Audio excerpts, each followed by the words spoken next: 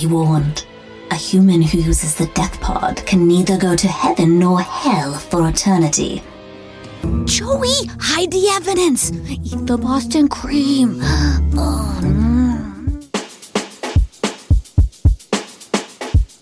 Thank you for joining us. My name is Nicola Fordwood.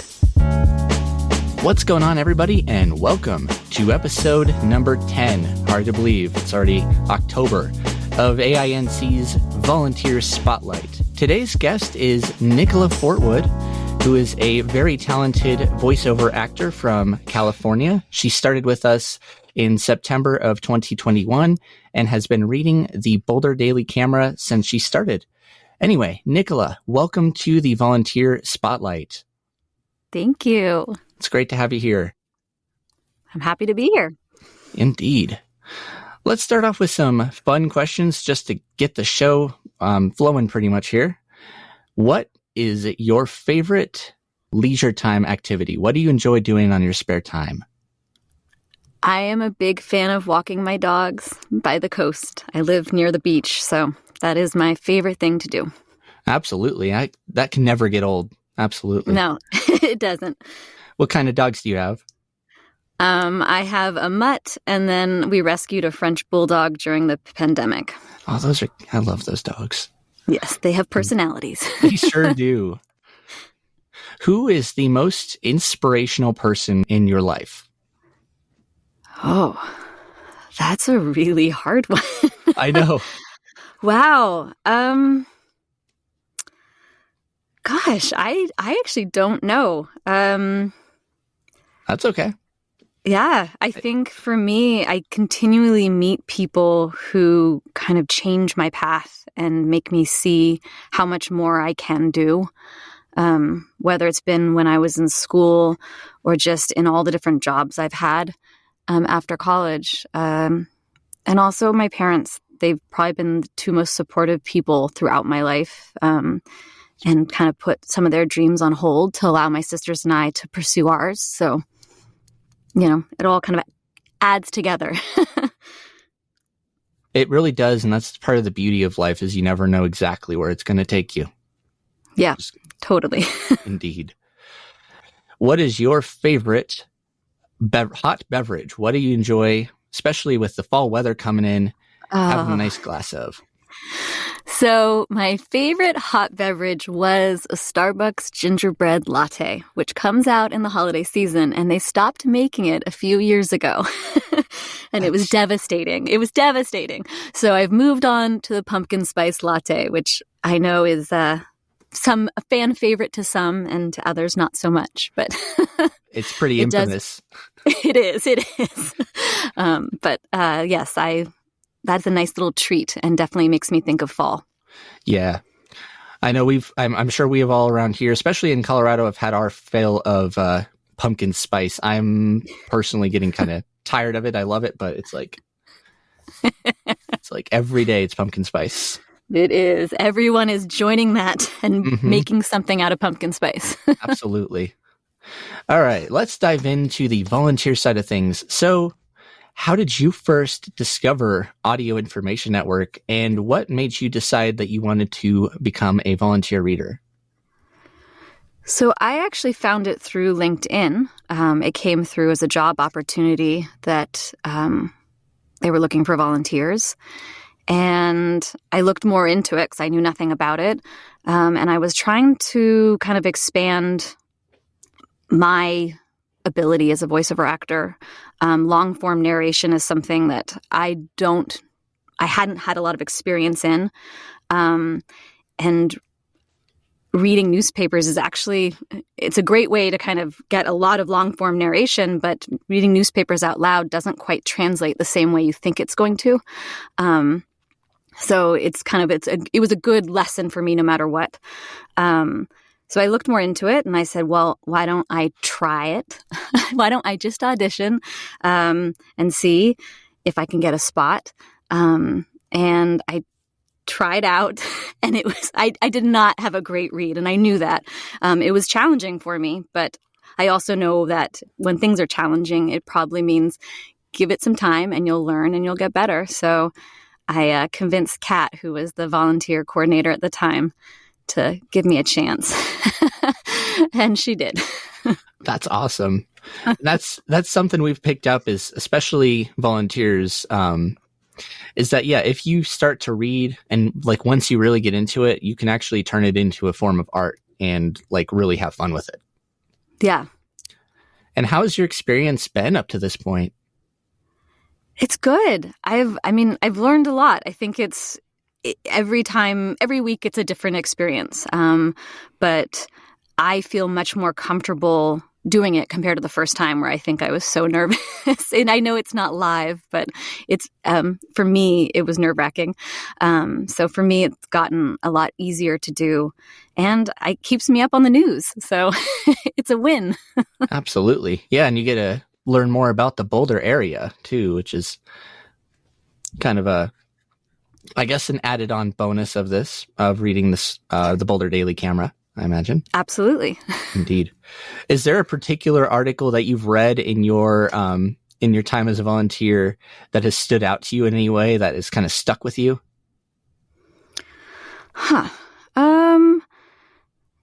Nothing in particular, but I do enjoy reading the local news. I like seeing the community. My husband actually went to Boulder, so it's fun for me to tell him all about the news and what's happening around town. So I kind of just enjoy learning about the community. Absolutely. Yeah. Now, is there anything, and don't be afraid to answer this, is there anything that you weren't a big fan of as a volunteer getting started, and just as you've been, a volunteer reader? Is there anything we could improve on? Oh, I don't think so. I think I really like all the communication has been amazing. And I wish I lived closer so I could partake in all the activities that you guys do now locally. But I think it's just been fun. It's been fun to learn. I've really just enjoyed doing something new that scared me in the beginning. And now it's something that it's part of my weekly routine. Absolutely. Well, we are trying to do more virtual stuff for our out-of-state readers, just because we actually do have a number of readers out of state. I don't have an exact number, but there's a few people that even there's even a reader that reads outside of the country, like internationally. Oh, wow. Yeah. It's a little interesting with times, like time zones and stuff, because, Yeah. Anyway, let's talk about the voiceover side. So, you're a professional voiceover actor, and I am. How long have you been a professional voiceover actor? So I started taking classes in voiceover specifically in 2015. I was a theater actor after college for a bit, stopped that, went into the corporate workforce as a project manager, and I started taking classes in 2015 for voice acting to kind of try something more creative. I was getting a little bored at my job, and I missed being creative. And so I started taking classes, really enjoyed it. I felt like my whole soul just said, thank you, this is what we want. And then the pandemic happened, and suddenly the ability to be able to take classes anywhere in the world opened up for me, which was amazing. So I could take them at studios in Los Angeles, London, Canada. Like it was amazing. And I realized my heart was not in the corporate world anymore, and I just couldn't do it. So I said, I'm going to try this. I want to do this full time. And if it doesn't work out, I will go back to corporate. But this is what I really need to do. And so I left my corporate job in 2021 to pursue it full time. That's I started incredibly cool. Yeah. Yeah. So it's been an adventure, another learning curve. Absolutely. Well, and I've listened to your demo reels before, both of them. But if you don't mind me asking, what has your voice been in? Like when have you gotten to use your talents for other projects? Yeah. So I've done several commercials. I have a commercial running right now for Rothy's, which is a sustainable shoe brand that plays on like Pandora, Spotify, kind of those kind of channels if you're listening to podcasts. And then I do a lot of e-learning. So things that people probably wouldn't see, but training behind the scenes for companies. I'm doing a compliance one right now. And then I do a lot of explainer videos where I guess, like, say if you went onto a bank website, there would be a video explaining how to open up a checking account and telling the person. It's normally animated, and it gives people directions on how to do something. And they're normally like 90 seconds long. So I do a lot of those kind of things. That's pretty cool. A lot of the informal, informational. Very, very cool. Yeah. Is there any particular advice or tips that you would give to anybody looking into getting into voiceover / voice acting? I would advise everyone to do it. It's so much fun. And I think what's wonderful about voice acting is you really get to play anything. It's been such you can do it from anywhere in the world. You don't have to be in like Los Angeles or New York or London, but also it's fun. I think one of the things I struggled with when I got out of university was in theater. When you're in school, you really can play any age group, because when you're in college, they only have, a certain age group of students. Yeah. But once you get out there into the world, they're not going to hire you to play someone else outside of your age. But in voice acting, you really can play so many different things. You're not judged for how you look, which I really I love. I love that you can really be a 5-year-old or a monster or whatever you want, a zombie, it doesn't matter. So I think voiceover is just such a fun world that I wish I discovered it a long time ago. If you don't mind me throwing in that reference, a 5-year-old that's really into eating Boston cream. Oh, yes. I don't know. I don't know where that came from, but that was really funny. Oh, good. You mentioned theater. Do you have a particular favorite play or theater production? Oh, I don't, but I love theater. I have not been to a theater performance in a long time because of the pandemic and everything, but there is something wonderful about the theater community. And as an actor, like, I miss that. I do miss. That's the hard thing about voice acting. You are by yourself. And so you're doing a lot of it in a booth in your house by yourself, where there's a connection you make in theater that's just lovely. So there's just such an energy you have a whole kind of family you create when you're working on a production. But yes, I need to go see theater again. Right.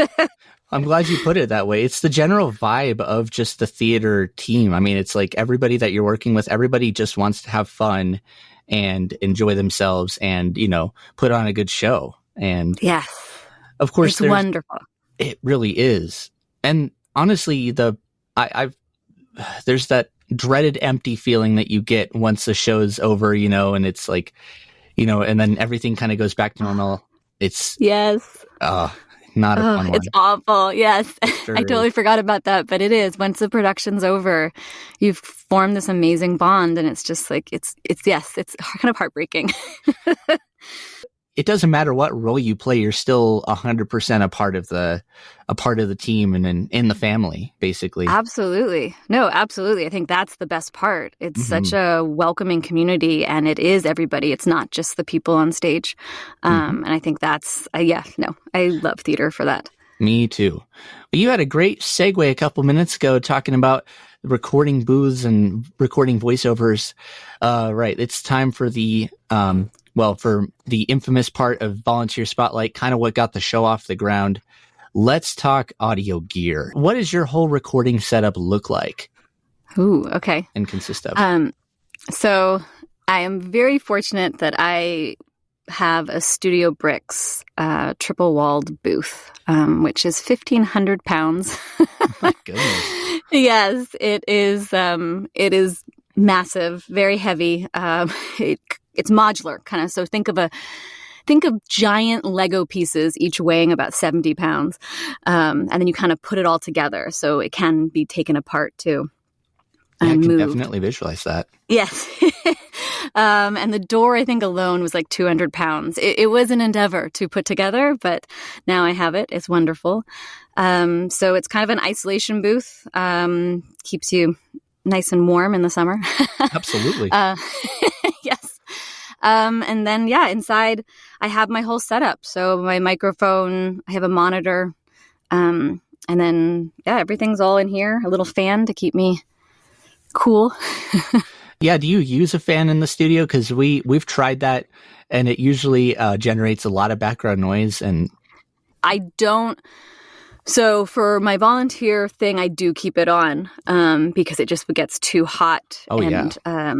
Hard to but record. if I'm recording, if I'm just recording a small thing, I'll turn it off. I have it on right now. It's a very silent fan. I didn't even notice it.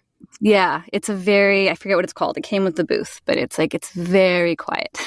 Oh, that makes sense. Of course, there'd be a fan meant for studios. That makes total sense. Yes. So I don't run it if I am just recording something that eventually I can open the door. But if I'm in a longer session, then I will put it on. And for our audio geeks out there, what exact mic do you have? It's a very bright sounding mic. So I'd guess AKG, but it's not. It's a Rode NT1A. Ah, very good. That's still very bright and very, very rich sounding mic. So okay. It's not. I know it's not too fancy, but no, it doesn't have to be. I mean, heck, this mic we're using here is just a Yeti in a basement. No, and it works. Modifications. Yeah, perfect. And I mean, honestly, like I've said this in previous episodes, you can get started for $40 with a mic from Amazon. You don't need anything crazy. I mean, yes, sure, SM7B, everybody would want one of those, but they're like $400 or $500. Yeah. No, start with what you got, and then eventually, if you can upgrade, great. Yeah, exactly. What software do you like to use for audio production? What's your favorite DAW? So I use Twisted Wave, which is actually, I feel like it's not one if some people have heard of it. Have you heard of it? I have, actually. Because I think it's mainly for voiceover. So it's pretty much basic for what I need it. Not too many. There's bells and whistles, but nothing like. No, it has really good time stretching in it, actually. So if you needed to slow something down, speed it up, it actually does a really, really good job of it. Oh, good to know. Yes, these are things I need to teach myself. That the technical side of voiceover, which I'm learning as I go. Yeah. But yeah, use Twisted Wave. It's cloud-based. I love it. It's actually been out for a number of years. I think now they charge. So I haven't used the cloud-based. I actually just paid for it, but now I think they've changed it slightly in the last few months. But yes, it's very easy to use. And if someone's using Audacity and they want to kind of level up, but don't want to spend as much as something like an Adobe or something, I think Twisted Wave is very accessible. Absolutely. Are there any questions that you have for me, Evan, or the entirety of AINC? Yeah. So how did you get involved? I got involved as an intern. I've been a listener of AINC since I was around 5 years old, way back when we were using analog or AM radios, and eventually we went to digital. But I started off as an intern in 2021 and did primarily audio production and worked for almost a year and got accepted on as the audio production technician in October of 2021. And I've pretty much been doing it ever since, and it's been an amazing role. Yeah. How did you get into audio production?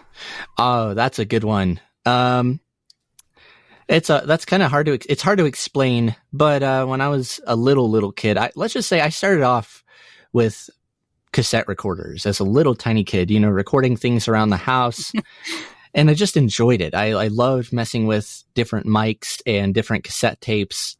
And eventually I got, a nice, good laptop that could run Audacity. So I installed Audacity, had no idea what I was getting into, but just kind of jumped in and started playing around with different options, making really crummy recordings just to see what I could get out of the program. Yeah. And I got better and better. And then in high school, I eventually learned from a couple of other people online how to make podcasts, I guess. And I kind of started just for my own personal enjoyment. I didn't put them anywhere, making like some of my own little demo-y podcasts. And then when I was offered this internship, I was like, man, this is already a job that I'm already liking. Might as well just run with it. And it's amazing. That's basically how I got into it. There's nothing better than doing a job that you enjoy. It changes. For me, it's been like night and day. Just waking up on a Monday morning going, yep, I want to do this. Absolutely. That's part of the fun of it. It makes you, it improves your work ethic for anybody that has, if you love your job and you look forward to going into that job every day. I mean, it's a good thing to have. It's not like a requirement, of course, but it's always good to have. Yeah. No, it keeps you going. And the fact that you want to keep learning, I mean, the fact that you were willing to keep figuring out new things so you could get better, like that. If you don't have interest and you get annoyed in your job, you won't want to do that. And I think that's the best part.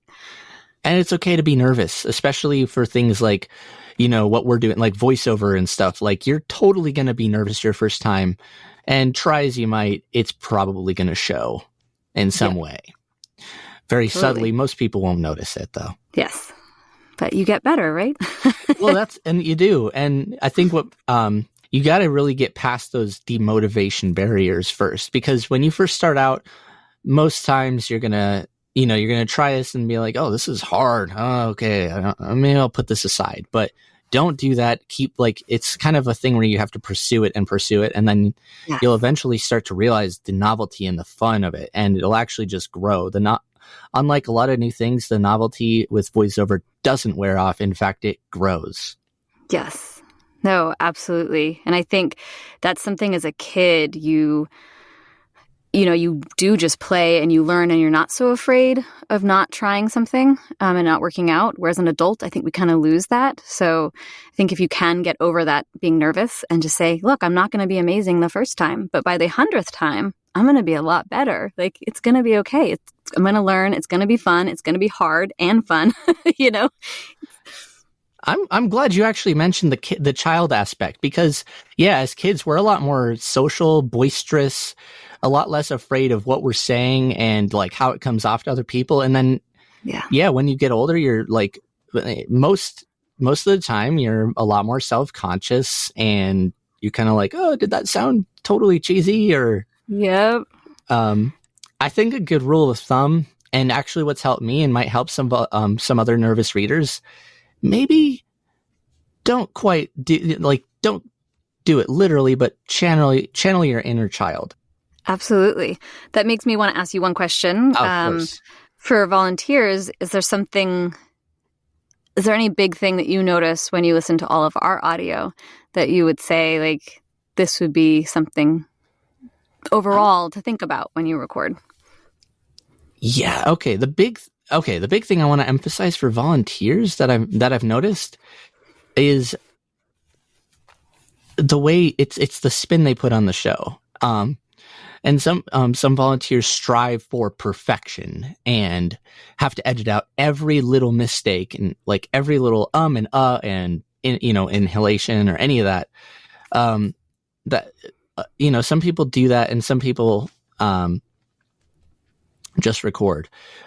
In fact, what I want to actually emphasize here is that when you record, your audio doesn't have to be perfect. It just needs to be, it needs to be good. You're going to, like, as you read, you're going to make a couple of little hiccups, but that's normal. That's part of the human element, the beauty of being a volunteer. Yep. Perfection is something we all kind of get involved with. Instead, it's like, just enjoy what you're doing and read. Week. Yeah, just enjoy it. And the other thing is, and that we're really looking out for, is implicit bias. A lot of newspapers are filled with, political sections or just controversial topics. And what you don't want is, you don't want your personal bias to come through. Very rarely have I ever heard this before, though. So volunteers listening, don't even worry about this. It's just something that I needed to point out here. But, often if you're reading and, it's something that you agree with or you don't, like if it's something you agree with, your voice, there's the subtlety of it. Your voice will start to get more inflected and happy, and, you start to sound more joyful. And especially if you're reading the news, you want to read with more of an expressive, but a neutral style. And, it might be hard to, it's hard to, keep that personal bias out, but that is something that, we are asking volunteers to just try and keep an eye on. Yeah, no, that makes sense. It's something that I saw a newsletter about it, and it made me definitely think more, because I think sometimes we don't even realize we're doing it. But when you're conscious of it, I think it helps. Absolutely. Nicola, thank you so much for being on with us today, and for all of the information, and just kind of letting me geek out, because I tend to do that here on Volunteer Spotlight. Very, very much appreciate it, though. Yeah, definitely. Thanks for having me. Indeed. And to all listeners, thank you so much for listening to episode number 10 of the Volunteer Spotlight. This is Evan, your audio production technician at Audio Information Network. Thank you so much for listening, and we'll catch you in the next episode.